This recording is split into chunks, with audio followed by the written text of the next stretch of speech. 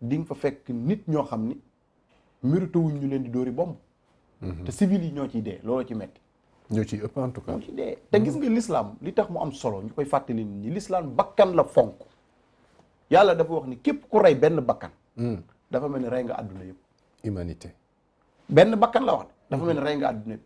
képp ku fexe ba benn bakkan bu waroon a faatu dund. dafa mel ni dundal nga àdduna yëpp waaw. min ajli zalik katabna ala bani israil annahu man xatala nafsan wahidan fa ka annama xatala annaasa jamian wa man ahyaaha fa ka annama ahya annaasa jamian tax l'islam rek mooy dëgg kon nañu fexe ba deret ba ñu tuur tàmbali na ñu toog waxtaan ñu toog waxtaan du wees waaye li ci xaw a li nga xam loolu dama koy ñaan te jàpp naa ni Nations Unies ñu ngi ci boo xoolee seen réunion yi ñuy def ñu ngi jéem a trouver terrain d'entente parce que ñaari puissance bu ñu laalantee day wàcc jëm ci réew yi nga xam dañoo néew doole parce que adduna bi léegi benn village la li anglais yi wax naan the world in your hand maanaam mondialisation moo am lii daw di ñëw boo gisee góor jigéen bi coow li bari man leen saa yi nañ ko koj de agenda bi bu wàccee France jëm Amérique fii la jëm si de ci ku xam laa wax enjeu yi nag waxuma golo buy wax nii rek pour coow mais ku xam adduna bi xam ne lii daw day raam di ñëw kon ñëpp a war a ñaan pour loolu mu taxaw bu weesoo nag lan moo tax bu dee ni dañoo laal Europe rek adduna bi mel day tukki te Palestine a ngi fi ma relance ñu leen di rendi guddeeg effectivement Palestine Rohingyas yi ñu ngi fii Yémen mu ngi fii Syrie mu ngi fi woon waaw te ñooñu ay nit lañ de nit moom nit la rek ban jàngat nga ci jàngat bi mooy injustice bi am ci àdduna bi dafa ëpp mënuñu bu fekkee ne réewu jullit yi dañoo jékki-jékki rek Bush mere gars yi xëy bombardé dara du xew bu ko Russie buggee def mu mel ni àdduna bi day tukki mais est-ce que du le fait que xam nga Ukraine dafa nekk benn grand exportateur de blé waaw mooy bi ñu defalee mburu am na Europe soxla na ko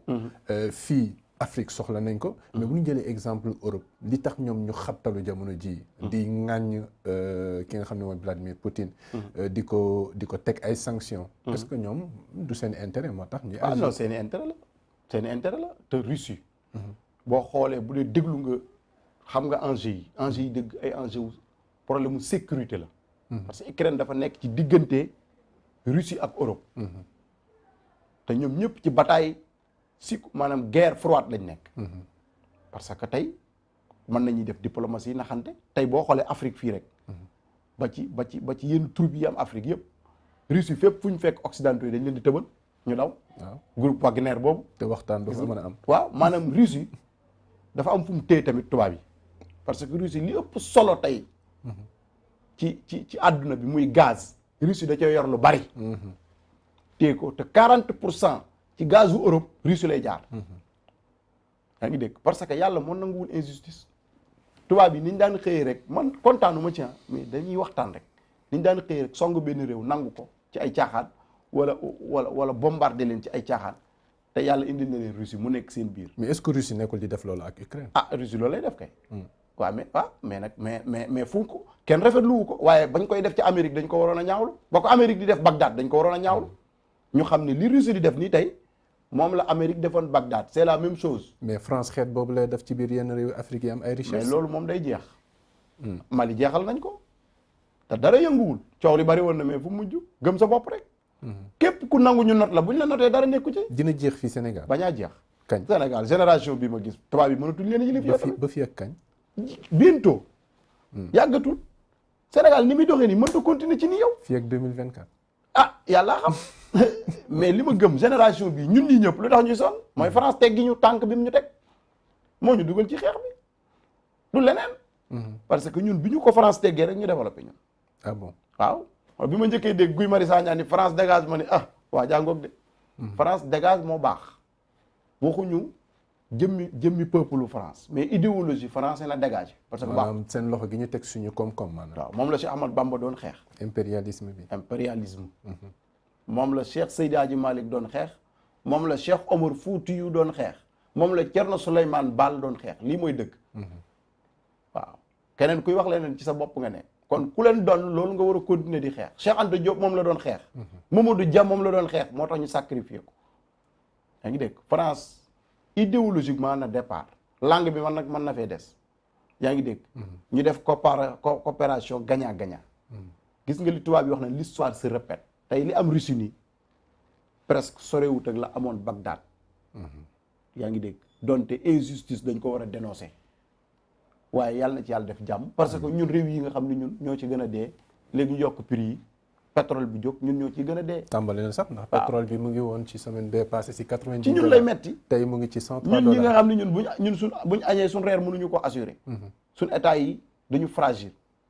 yaa ngi dégg ñun ci ñun lay gën a metti malheureusement. d'accord moo tax ñu ñaan yàlla def ci jàmm. amiin beneen fitna bi ñuy jeexalee maanaam ñu jàngat ko. bi ñuy jeexalee fii ci réew mi la fële ca domaine bu aéroport Léopold Sédar Senghor wax nañ sànq ci wàllu CAN beeg sacre bi ñu fa am. muy ndam li Lions yi am ba Macky Sall daal di kontaan beeg. neexal leen may leen ay terrain yoo xam ne am na ñenn ñoo xam ne nee nañu ñoo ko moom. war ñu leen ko may muy askanu lébu bi nekk diggante Ngor Wakam ak Yoff. mu indi fitna démb seen diggante askan wi ak takk der yi ndax nee nañu Macky Sall warul maye ay suuf yoo xam ne ñoom communauté lébu bi dañ ko abaloon état bu Sénégal ngir ñu tabax aéroport bi gannaaw ba aéroport ba nekkatu fa nag. la nga abboon delloo. indi fitna bi. loo ci wax. waaw dossier suuf dafa sensible. Abdou Khadre parce que dégg naa président de la République mu ne rapport yi muy jot ci Sénégal. yi ci ëpp problème mu foncier kon dossier yooyu bu amee. état moo am responsabilité pour gérer ko. état moo war a jug dox seet ñiy ñaxtu lu ñuy ñaxtu lan la. mu toog ak ñoom ci taabal. parce que noonu la ñuy yoree réew dafa am yoo xam ne dafa sensible da ngay jóg dox ci wax ci kilifa diine yi nga xam ne ñoom mën nañ cee dox wax ci ñu toog ci taabal wax. parce que réew kenn du ko régler bras de fer. du intérêt état du intérêt population yi. réew mi fii lu ne xew na fi dañoo toog ci taabal waxtaane ko bu fekkee ni am na ci loo xam mën nañ ko jël jox leen te du yàq dara ñu jox leen ko pour jàmm am dal am ku ne delluwaat sa place parce que li xel nangu mooy ku ne la say maam moomoon yaa ko moom loolu la xel nangu waxuma nag lu droit di def parce que man wàllu droit xaw waaw non fii ñi fi ami tool ñëpp dañ ko donn ci seen i maam man mi de àndulaay tey ko bëggoon a ñëw jël sama tool yi sawaay xoola sama bakkan bi laa ciy teg looloy dëgg lébu yi ñoo moom Ndakaaru ku fi nekk ñoo la fi dalal ñu nekk xeet bu ma estimé parce que man dama dëkk ci seen biir Wakaam laa am sama daara ja ñu dalal ma man lébu dafa bokk ci xeet yi ma gën a bëgg man xam nga lu tax ñoom dañuy dee intégré intégration foofu la gën a gaawee te am nañu dignité itam am nañu dignité moo tax Seydi Hadji Malick bi muy yëpp sëñ Babacar bu ñëw Ndakaaru moo tax réew mi dafa am histoire bari na kuy coow xamul lu xew sax ci réew mi mu ne ko boo demee maa ngi lay yebal ci lébu yi mais boo demee bu leen jiitu na ngi leen jiital moo tax Seydi Hadji Malick yàlla ñu ko yàlla fayal nee na li ma teg yëpp ci xel mu rëy laa ko teg mosumaa jëfandikoo wilaaya waaw maanaam dafa am xeet yoo xam ni ay noble lañ doo leen jaay bras de fer da ngay naxante ak ñoom boole leen waxtaan ak ñoom état nag du ndërmeelu tamit c'est important état république dafa war a rester fort rester debout c'est important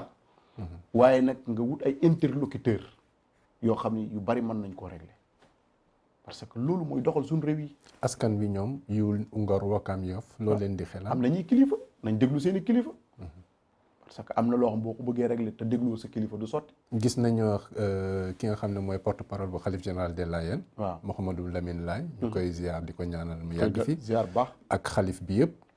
moom nee na leen nañu ànd ak dal dëgg la te ñu dem ak xel loolu mooy responsabilité ba fii appel bi jeex bu ko defee ñu xool nuñ koy régler loolu mooy responsabilité nitu diine yow da ngay apaiser te du la teree wax li nga war a wax waaye ak fa nga koy waxee gars yi léeg-léeg ñu naan sëriñ si nañ wax sëriñ dañuy ne ci mbedd yi di ko wax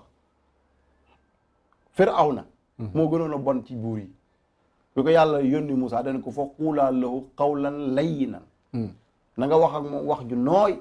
la'allahu yatazakkaru aw yaxsha ndax mu fàttaliku war a mu ragal buur dafa am lu ñuy wax ak moom loolu moom li nit ñi bëgg sëriñ si duñ ko def toog ci mbedd yi di attaquer nguur gi duñ ko def yaa ngi dégg liñ man wax mooy am na wax boo xam waxu diplomatie lay doon yaa ngi dégg wax mën naa dëgër yaa ngi dégg ba pare tegu ci teggin kon buur tamit dafa am lu ñuy wax ak moom man loolu laa gëm te loolu yëpp alxuraan la du samay wax d'accord kon nañu dem waxtaan ak nguur gi tamit nangoo toog ci table waxtaan ak ñoom nangoo proposé it nangoo proposé parce que réew mi dafa xat Abdou Khadre réew mi ñëpp a bokk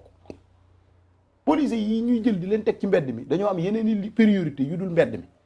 ak xeex ak seen askan non duñu xeex ak seen i frère kan ngay tirer lacrymogène bi sa frère wala sa jarbaat bu gaañoo ki koy jël si sapeur pompier mën naa nekk frère am réew mi moo mel noonu la ñu yàlla bi moo tax boo koy gouverner il faut nga xam réew mi xam nooy gérer conflit yi yaa ngi dégg bu dee communauté lébu boo leen xamee xam ne organisé wu nañ am nañ ay ndey ji réew ay gouvernement lañ kon foofu mën naa yëngatu nii rek mais bu ñu waxtaanee dañuy am solution ñu ngi ñaan daal mu jeex parce que man Wakaam laa jege man lacrymogène damaa jege tey am nañu ne bu tàkkee te mu agsi boobu tey waru faa agsi waaw jeex na